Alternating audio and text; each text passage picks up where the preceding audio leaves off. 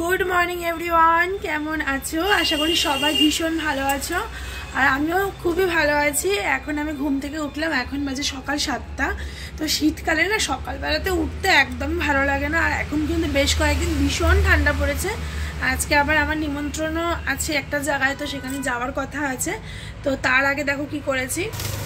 এই যে এর মধ্যে যে মেয়ের প্যাম্পার্স আর ওপরে যে সমস্ত ময়লা সব কিছু এই একটা ডাস্টবিনের মধ্যে, মানে এই গার্বেজের প্যাকেটগুলোর মধ্যে নিয়ে নিয়েছি।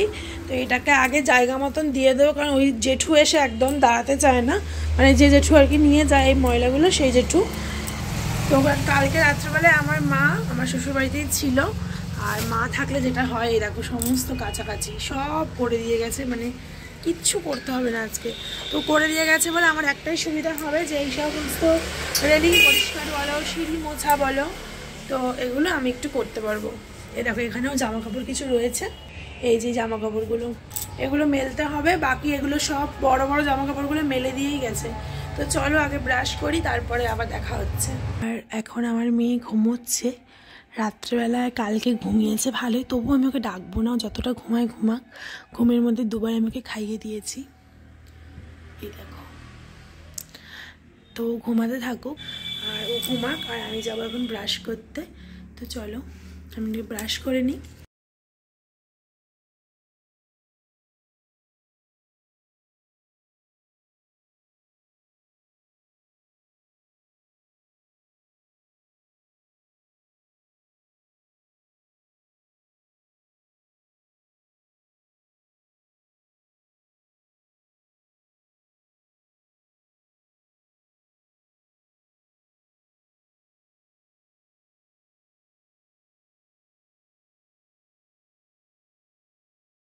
আমি বাইরে একটু কাজ করতে গেছি, আর আউ এরকম করে অনেক রকম আওয়াজ পাচ্ছি। আরে তো তাই বাবা, ঠান্ডার মধ্যে সব গা থেকে ফেলেছে, 3টে কম্বল ছিল ওর গায়ে। কি করে ফেললি মাম্মা? এত ক্ষমতা কি করে হলো? এই যে পুজো বাবু, এইসব কি কাজ? হ্যাঁ, ঠান্ডা লাগে না নাকি? আমার পুজোটা ঠান্ডা লাগে না নাকি? ওলে বলে উলি বলে কি খুশি, কি খুশি আমার মাটা। ঘুমটা কি খুব ভালো হয়েছে রাত্রিবেলা? ঘুমটা কি খুব ভালো হয়েছে নাকি সোনাম্মা? বলে বলে। তো দেখো বন্ধুরা, আমার মাম্মাম এখন আমার কোলে বসে বসে টুটু টুটু আদো খাচ্ছে আমার মাম্মাম। খুব ঠান্ডা পড়েছে গাইস, জানেন তো? জানো এবার ওই জন্য না ও কী করে, খালি কোলেই থাকতে চায়, মানে কোলে থাকলে ভীষণ ভালো থাকে। আর এখন দেখো ড্যাব ড্যাব করে দেখবে, কেমন সব দিকে দেখবে কোলে বসে বসে। মা এই যে হাই করো তো, মা হাই করো। সোনা বাচ্চা, এটা একটা আমার সোনা বাচ্চা। তো শীত পড়লে বাচ্চাটা নাকি এরকমই করে, বড়রা বলছে, খালি কোলে থাকতে চায়। কোল থেকে নামাতে চাইছি, কিছুতেই নামছে না আমার মেয়ে। তো এখন হাত মোজা পা মোজা পরাবো, আর একটা সোয়েটার পরিয়ে দেবো। খুব ঠান্ডা আমাদের বাড়ি, যেহেতু গঙ্গার পাড়ে, বহুত ঠান্ডা। আর এইদিক বিছানা দেখো, এই সব বিছানা গুছোতে হবে। আমার বর বাড়িতে নেই, এটা কারণের জন্য, সেটা পরে তোমাদের ভিডিওতে জানাবো, আমি অবশ্যই জানাবো। তো সেই কারণে আমাকে ওকে একা রেখে রেখে বিছানাটা তুলতে হবে। তো চলো ওকে হাত মোজা পা মোজা পরিয়ে একটু ক্রিম ট্রিম মাখিয়ে বিছানায় তুলি, তারপর আবার দেখছি যা করবো সবই তো তোমাদের সাথে শেয়ার করবো। আর আজকে একটা বিয়েবাড়িও আছে, তো সেটাও তোমাদের সাথে শেয়ার করবো, ছোট্ট করে যতটুকু পারি ততটুকু তোমাদের সাথে শেয়ার করবো। দেখো মেয়ে কিছুতেই মানে কোল থেকে নামাতে পারছি না, খালি নামালেই চিৎকার দিয়ে কান্না করছে। এদিকে আমার পুরো বিছানার অবস্থা দেখো, পুরো হট্টগোল, পুরো ঘরের অবস্থা একদম, মানে গুছোবো যে কিচ্ছু করতে পারছি না। এদিকে প্রচুর খিদেও পেয়েছে, সেই জন্য দেখো ওকে কোলে নিয়ে আপাতত আমি চাটা করছি। ওকে কোলে নিয়ে আমি একদমই ইন্ডাকশন বা কোনো আগুনের সামনে যেতে চাই না, কিন্তু মেয়ে আমার এমন হয়েছে দেখো, কিছুতেই নামছে না। তো সবাই বলছে শীতের জন্যই নাকি এরকম করে। তো এখন ওকে কোলে নিয়েই চা বানাবো, ওকে কোলে নিয়েই খেতে হবে, কারণ খুব খিদে পেয়েছে আমার, খুব। তো শুধু শুধু বিস্কুট খেতে ইচ্ছা করছে না, আর আমার খুব ভয়ও লাগে গরম কোনো জিনিস ওর সামনে নিয়ে খেতে। কিন্তু দেখো কোল থেকে ওকে নামছে না, তো সাবধানভাবেই খাবো, তাই সেটা তোমাদের শেয়ার করলাম। যারা নিউ মম, যারা একা বাচ্চা রাখছো, তাদেরও নিশ্চয়ই আমার মতন খুব প্রবলেম হচ্ছে। আমার হাজব্যান্ড বাড়িতে থাকলে এত প্রবলেম হয় না, মানে দাদাভাই বাড়িতে থাকলে এত অসুবিধা হয় না। ও নাই, আমি কাজগুলো করি, ও নেই বলে অসুবিধাটা হচ্ছে। এই দেখো 1 কাপ চা আর এতগুলো বিস্কুট নিয়ে আমি বসে পড়েছি খাবো বলে। বিস্কুট হচ্ছে আমার জীবনে সবথেকে বেশি প্রিয়, আর চাও তাই, মানে চা বিস্কুট এই দুটো আমার সবচাইতে বেশি প্রিয়। আর আস্তে কথা বলছি কারণ মেয়ে ঘুমিয়েছে। চাটা খেয়ে পটাপট ঘরের কাজগুলো কমপ্লিট করব। ঘর মোছা, সিঁড়ি মোছা, এগুলো।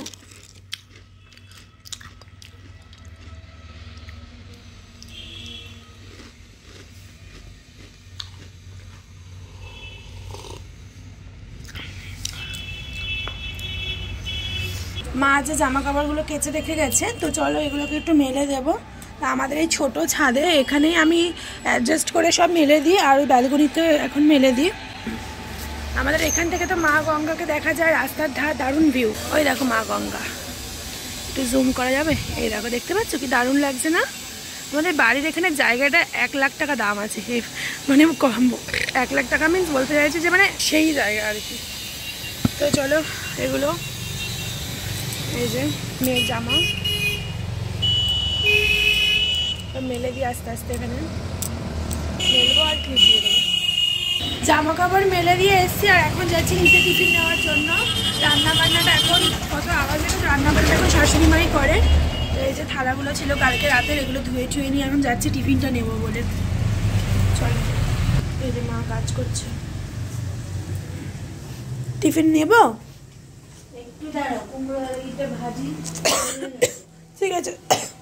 তো দেখো মেয়েকে এখন ঘুম পাড়ালাম, অনেকক্ষণ জেগেছিল, খেলছিল, তারপর খাইয়ে দিয়েছি ওকে। তারপরে খুব ছ্যান করছিল, মানে ও ঘুম পাচ্ছে, তো কোলে নিয়ে ঘুরছিলাম, ঘুমোচ্ছিল না। তারপর লাস্টে বাধ্য হয়ে পায়ে এরকম করে দুলোলাম, এখন দেখি ঘুমিয়ে পড়েছে। জানি এটা বাজে অভ্যাস হয়ে যাবে, বাট কিছু করার নেই, আমি একা যেহেতু রাখি তো আমাকে এই অভ্যাসগুলোকে মেনে নিতে হবে। তো ঘুমিয়ে পড়েছে, এখন ওকে শুয়ে দিয়ে আমি যাবো স্নান করতে, তারপরে খাওয়া দাওয়া করবো, তারপরে যাবো বিয়ে বাড়ি, সেটাও তোদেরকে দেখাবো। তো চলো ওকে শুয়ে দিয়ে আগে স্নান টান করে দুপুরবেলা খাওয়া দাওয়াটা সেরে নিই, তাড়াতাড়ি খেয়ে নিলে পেটটা খালি যাবে, বিয়ে বাড়ি থেকে অনেক খেতে পারবো। তো চলো ওকে শুয়ে দিয়ে আগে।